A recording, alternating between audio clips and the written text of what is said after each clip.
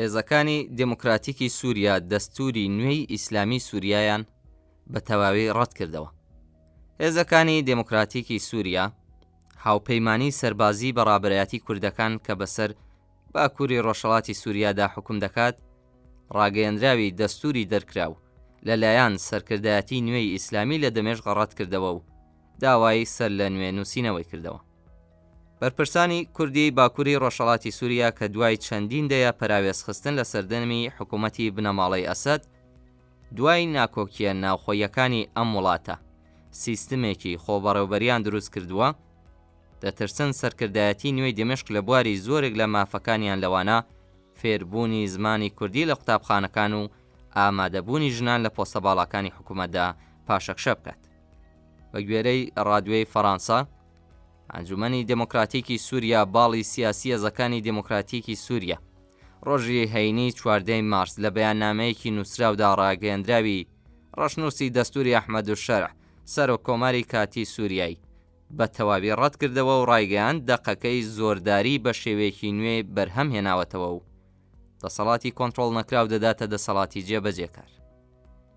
ئەم بەیاننامەیە هەروەها داوای نووسینەوەی دەستوری کرد بۆ دابەشکردنی دادپەروەرانەتری دەسەڵات و پەیڕەوکردنی سیستمێکی حکومڕانی نامەرکەزی.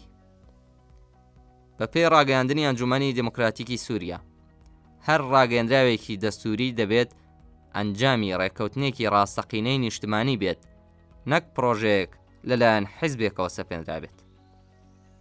ئەنجومەنی دموکراتیکی سووریا کە سەرکردایەتی سیاسی هێزەکانی دموکراتیکی سووریا دەکات، ڕۆژی دووشەممە ڕێککەوتنێکی لەگەڵ حکوومەتی دمشق واژۆ کرد کە بەپێی ئەوە لەلایەکەوە کۆنتڕۆڵی دەواازە سنووریە سەرەکیەکان، کێڵگەنەوتیەکان و فڕۆکەخانەیەک لە باکووری ڕۆژهەڵاتی سووریا دەخاتە بەردەست حکوومەتی ئەم وڵاتە و لەلایەکی ترەوە دەچێتە پاڵ دامەزراوە حکومیە نوێیەکانی سووریا.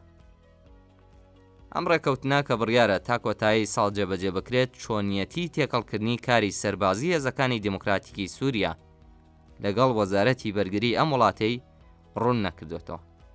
ئەحمەدولشەرع سەرۆکۆماری کاتی سووریا ڕۆژی پێنجشەممە 3 مانگ دوایەوەی هێزەکانی ژێر فەرمانی ئەو حکوومەتی بەشار ئەسەدیان ڕووخاند ڕاگەیەندراوی دەستوری کاتی واژۆ کرد بۆ ماوەیەکی گواستنەوەی 5 ساڵە. لە پێشنووسی ڕاگەیەندراوی دەستوری سووریادا هاتووە کە دەستوری وڵات لەسەر بنەمای شەریعەتی ئیسلامی دادەڕێژرێت.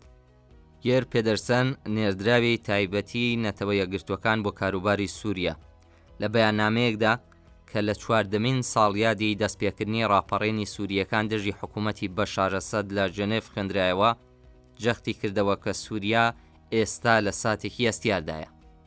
ئەو لەم بەیاننامەیەدا لەگەڵ دەربڕینی هیواداریەکەی کە ڕاگەیەندراوی ئەحمەدولشەرع سووریا بەرەو زیندووکردنەوەی حکمی یاسا و گواستنەوەیەکی ڕێکوپێک ببات، داوای لە بەرپرسانی نوێی دمشق کرد حکوومەتێکی گواستنەوەی گشتگیر پێک بهێنن.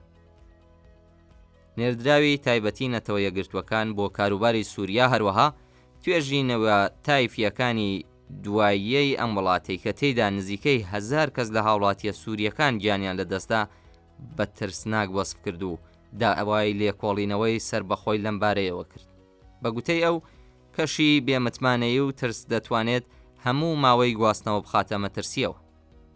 لێرەدا دەقی بەیاننامەی هێزەکانی دموکراتیکی سووریا دەخوێنینەوە. ئێمە وەک ئەنجومەنی سووریای دموکراتیک ڕاگەیەندراوی دەستوری پێشکەشکراو لەلایەن حکوومەتی کاتیەوە ڕەت دەکەینەوە.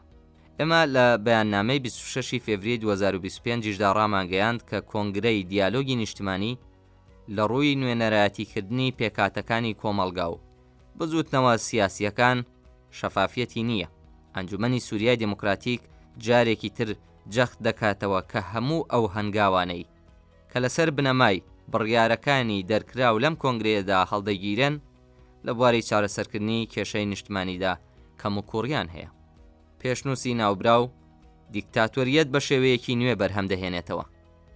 حکوومەتی ناوەندی دروست دەکات و دەسەڵاتی ڕەهایی دەداتە حکوومەت، بەڵام دەبێتە هۆی سنووردارکردنی چالاکیە سیاسیەکان و بربەست دروستکردن بۆ حزبەکان و ڕێگای بەرەو دموکراسی پوچەڵ دەکاتەوە. هەروەها ئەم پێشنووسە میکانیزمەکانی دیاری دادپەروەری لە قۆناغی گواستنەوەدا پشتگوێ دەخات و قەیرانی نیشتمانی قوڵتر دەکاتەوە. ئێمە هەوڵەکان بۆ بەرهەمهێنانەوەی دیکتاتۆری لەژێر پەردەی قۆناغی گواستنەوەدا بەتوندی ڕەت دەکەینەوە.